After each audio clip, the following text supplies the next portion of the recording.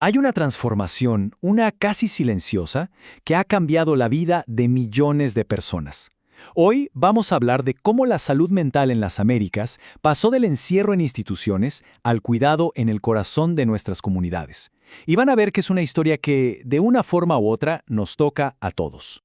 Y para arrancar, miren, esta frase de la Organización Panamericana de la Salud lo dice todo, ¿no? No hay salud sin salud mental. Es que a veces separamos las cosas como si el cuerpo y la mente fueran por caminos distintos, pero no.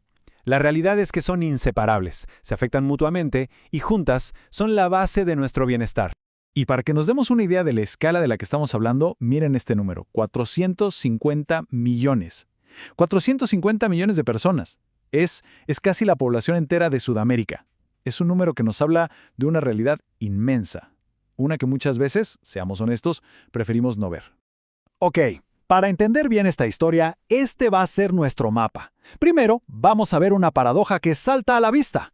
Luego nos metemos en la sombra de los antiguos manicomios. Después, el momento clave del cambio, esa declaración que lo transformó todo. Veremos cómo nace esta nueva visión de cuidado comunitario y al final, bueno, echaremos un vistazo a los desafíos que todavía tenemos por delante. Empecemos entonces con el nudo del problema. En las Américas nos encontramos con una situación, la verdad, bastante paradójica. Por un lado, tenemos una carga de enfermedad mental que es enorme y que sigue creciendo.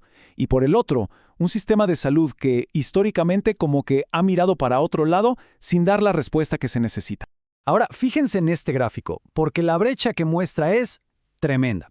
En América Latina, los trastornos mentales son responsables de más del 20% de la carga total de enfermedad.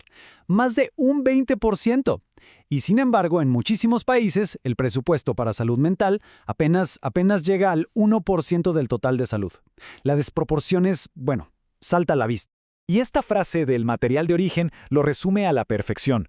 Una carga abultada. Una respuesta insuficiente. Es la definición de manual de la paradoja, ¿no? Un problema gigantesco frente a recursos mínimos. Este es el punto de partida, y por esto el cambio era tan urgente. Y claro, como casi siempre pasa, esta brecha no afecta a todos por igual. Golpea mucho más fuerte a quienes ya están en una situación vulnerable. Gente en situación de pobreza, comunidades indígenas, víctimas de violencia. O sea, justo las personas que más ayuda necesitan son, paradójicamente, las que menos acceso tienen a ella. Ok, para entender la reforma, primero hay que ver qué es lo que se quería cambiar. Hablemos de ese sistema anterior, el modelo manicomial. Un sistema que, por décadas, proyectó una sombra muy larga sobre la atención psiquiátrica. Pero, ¿qué era exactamente este modelo manicomial? A ver, imaginemos esos hospitales enormes, casi siempre construidos lejos de todo, lejos de las ciudades, como si fueran fortalezas. Y en la práctica, su propósito no era tanto curar, sino más bien confinar, segregar a las personas del resto de la sociedad.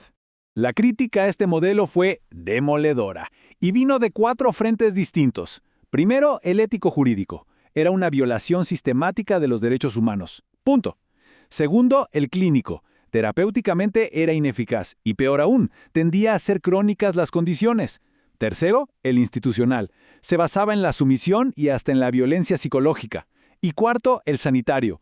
Concentraba todos los recursos en un solo lugar, lejos de la gente, de una forma totalmente ineficiente. Pero, bueno, frente a este modelo que claramente había fallado, empezó a surgir un movimiento de cambio. Y en 1990, la región de las Américas vivió un momento que fue decisivo. Un verdadero punto de inflexión que iba a marcar todo el futuro de la salud mental. A ver, este cambio no pasó de un día para otro. Las críticas al modelo manicomial ya venían tomando fuerza desde después de la Segunda Guerra Mundial, pero el verdadero hito para nuestra región fue la Declaración de Caracas, en 1990. Ahí se selló un compromiso histórico con la reforma, y 15 años después en Brasilia se volvió a reafirmar esta visión y se evaluó el progreso. Entonces, ¿qué pedía exactamente la Declaración de Caracas? Pues en esencia fue una revolución. Proponía reemplazar los hospitales psiquiátricos con toda una red de servicios dentro de la comunidad. Y esto significaba descentralizar la atención, incluir a pacientes y familias en las decisiones, integrar la salud mental en la atención primaria y, sobre todo, por encima de todo, proteger los derechos humanos. El foco ya no era encerrar, era incluir. Perfecto. Ya vimos el problema y el llamado al cambio. Ahora pasemos a la parte, creo yo, más inspiradora. ¿Cómo se ve esta nueva visión en la práctica? O sea, ¿qué significa de verdad llevar la atención a la comunidad? Y esta imagen lo ilustra de maravilla. El objetivo ya no es sacar a la persona de su entorno, aislarla. Es justo lo contrario, es integrar el cuidado en su vida de todos los días, en sus redes de amigos, de familia, en su barrio. La atención se acerca a la gente, en vez de alejarla.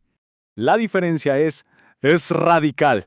Miren, el modelo manicomial aísla, se enfoca en el encierro y niega derechos. El nuevo modelo comunitario integra, se enfoca en la recuperación y la inclusión y protege los derechos. Es pasar de un modelo de custodia a uno de ciudadanía. Es un cambio de paradigma total. Ahora bien, tener una visión clara es fundamental, sí, pero llevarla a la práctica, ese es el verdadero desafío. A pesar de todos los avances, todavía queda un camino muy largo por recorrer para cerrar esa brecha entre la idea y la realidad.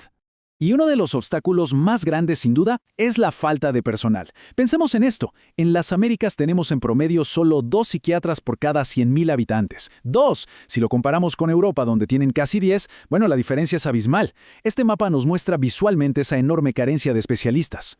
Y los desafíos de hoy son complejos, ¿eh? No es solo un tema de dinero. Porque no basta con tener buenas políticas en papel. Hay que implementarlas de verdad. Necesitamos modernizar leyes que se quedaron viejas. Hay que superar ese financiamiento que es crónicamente bajo y cerrar esa brecha de personal de la que hablábamos. Y, por si fuera poco, nos enfrentamos a nuevos retos, como el aumento del suicidio y la violencia. Pero, a pesar de todos estos obstáculos, el mensaje final del material de origen no es de pesimismo, para nada. Es más bien de esperanza. Y esta frase lo resume perfecto. El futuro es promisorio. ¿Por qué? Porque hoy, a diferencia del pasado, sí tenemos los conocimientos y las herramientas para tratar y rehabilitar a la gente de forma eficaz. La ciencia está de nuestro lado. Y cerramos con esta pregunta que es la pregunta clave. La meta de la atención comunitaria es clara y todos estamos de acuerdo en que es el camino correcto. El gran desafío que nos queda como sociedad es pensar cómo podemos, entre todos, cerrar esa brecha, la brecha entre la visión que tenemos y la realidad que vivimos día a día.